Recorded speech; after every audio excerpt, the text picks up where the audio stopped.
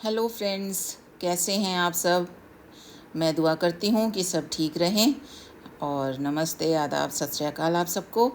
तो good morning. आज ये सुबह सुबह का टाइम है और जैसे ही मैं उठी, क्योंकि मॉनसून चल रहा है, तो उठते ही मुझे लगा कि सारे गमलों की मिट्टी कितनी हार्ड हो गई है। मॉनसून की हम कितनी कितनी वेट करते हैं, लेकिन जब मॉनसून आता है तो अपने साथ माइक्रो न्यूट्रिएंट्स प्लांट्स के लिए और प्लांट्स के ऊपर रौनक ज़रूर लाता है। लेकिन उसके साथ साथ कुछ परेशानियां भी होती हैं जो मॉनसून के साथ आती हैं।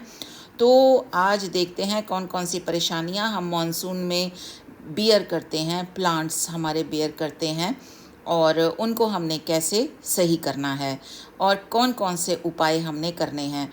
तो अगर किसी के पास जैसे प्लांटर्स हैं या हैंगिंग बास्केट है, जैसे ये मैं हैंगिंग बास्केट को भी ठीक कर रही हूँ, क्योंकि हैंगिंग बास्केट में भी मिट्टी सख्त हो जाती है।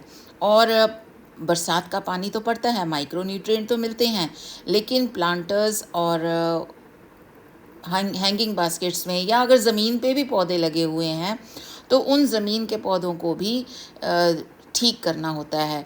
तो आइए देखते हैं पहला हम स्टेप कौन सा करेंगे। पहला स्टेप हमारा है गुड़ाई करना। तो सारे प्लांटर्स में गुड़ाई करना बहुत ज़रूरी है, लेकिन गुड़ाई ऐसे कीजिए कि जड़ पे ना लगे। आसपास गमले के जो किनारे किनारे हैं वो आपने गुड़ाई करनी है। और अगर कोई एक्स्ट्रा पत्ते सूख गए हैं, स्पेंट लीव्स हैं या स्पेंट फ्लावर्स हैं, ये मैं यहाँ पर मेरा पीछे मनी प्लांट रखा हुआ है, ये आपने मेरे पहले वीडियोस में देखा होगा, और मनी प्लांट की केयर टिप्स भी मैंने अपने वीडियो में शेयर की हुई है, और मैं डिस्क्रिप्शन में मनी प्लांट का लिंक डाल दूँगी। तो गुड़ाई करनी बहुत ज़रूरी है। देखिए, गुड़ाई बहुत ही अच्छे तरीके से करनी चाहिए, क्योंकि इस टाइम मॉनसून के टाइम कई लीव्स, और इसका जो चाइना पाम जो है, चाइना पाम में अलग से एक जाली सी निकलती है। अगर किसी के पास चाइना पाम हो तो आपको ज़रूर पता होगा। और साथ में जो आप लोगों ने यहाँ पर कटिंग की होती है लीव्स की, कॉडेक्स के साथ जो उनका जो मोटा तना है वो भी अपने आप गिरता है। तो इसका कॉडेक्स का भी ध्यान रखना पड़ता है। कॉडेक्स सॉफ्ट नहीं होना चाहिए। तो इस तरह से इसमें चाइना पाम हो गया, मनी प्लांट हो गया, और सामने मेरे पास ये प्लांट रखा हुआ है, डाइफन बेचिया है। तो इन सब का ध्यान हमें रखना होता है। तो अब मैं दूसरे सेक्शन में आ गई हूँ अपने गार्डन के। तो यहाँ देखिए, यहाँ भी इसकी मिट्टी कितनी हार्ड हो गई है। ये टिकोमा का प्लांटर है और मिट्टी बहुत ही हार्ड हो गई है, देखिए। और मैंने इसको पानी इसलिए नहीं दिया क्योंकि अभी कल ही बारिश हुई थी, तो पानी देना बेकार था। तो बरसात के पानी में वैसे भी इतने माइक्रो न्यूट्रिएंट्स होते हैं, तो फर्टिलाइज़र की आजकल तो इतनी ख़ास ज़रूरत है नहीं। तो अब आ गए हैं हम मेन लॉन में। तो मेन लॉन में भी जो अगर आपकी क्यारियाँ बनी हुई हैं, उन क्यारियों को भी आपने साफ़ करना है। सूखी पत्तियाँ अगर आपके पास इधर हैं तो सूखी पत्तियों को ज़रूर हटाना है, क्योंकि वो गल के फंगस बन जाती हैं। तो सूखी पत्तियाँ जहाँ तक कि अगर ये इकट्ठा करके अगर आप प्लांटर भर रहे हैं तो उसमें भर दीजिए, वो ठीक है।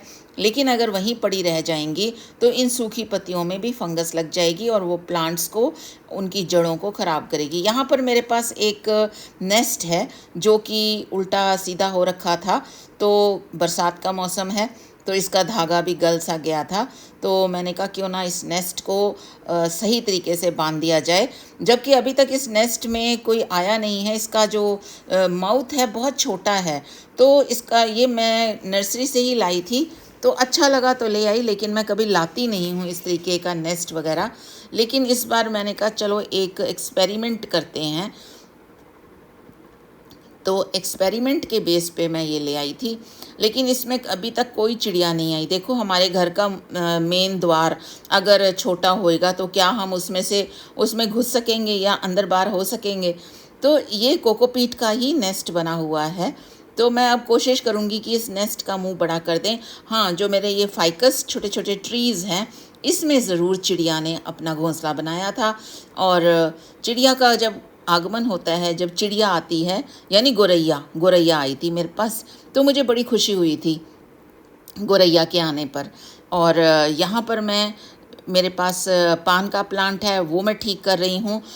ठीक क्या मतलब कि जो ट्री के नीचे रखे होते हैं प्लांट, तो ट्री के स्पेंट लीव्स ज़रूर गिरते हैं, चाहे आपकी क्यारी है, चाहे आपका प्लांटर्स होते हैं, और उनके अपने भी लीव्स गिरते हैं। तो उनको लीव्स को मैं बीनना है और साथ में गुड़ाई भी करनी है, क्योंकि मॉनसून में मिट्टी सख्त हो जाती है, चाहे क्यारी है, चाहे प्लांटर्स हैं। तो इस तरीके से आज यही है कि मॉनसून अलर्ट और मॉनसून के बाद हमने क्या क्या करना है। अभी मॉनसून का बाद तो शुरू नहीं हुआ है, मॉनसून के हम बीच में ही हैं। और एनसीआर में क्योंकि मैं रहती हूँ, तो इतनी तेज़ बारिश हुई है, इतनी तेज़ बारिश हुई है सुबह 3 बजे से, और अभी तक बारिश हो रही है। और ये मेरा जेड प्लांट छुप गया था यहाँ पर गिलोय और कड़ी पत्ता के पीछे, तो इसको भी मैंने अलग से रोशनी में रखना है, तो इसकी भी जगह चेंज करनी है। हाँ, ये भी बात है, लोकेशन की बात करें तो कुछ प्लांट्स ऐसे होते हैं मॉनसून में जिनको कि बहुत ज़्यादा पानी की ज़रूरत नहीं होती है। मॉनसून का जो पानी है, बारिश का पानी है, हो सके तो उन प्लांट्स को आप शेड के नीचे रख दें, जैसे कि डाइफिनबेचिया है, जैसे कि हमारे पास पोर्टुला का है, पर्सलेन है। ये मेरे पास बेल पत्र का प्लांट है, बहुत ही प्यारा हो गया है मॉनसून में।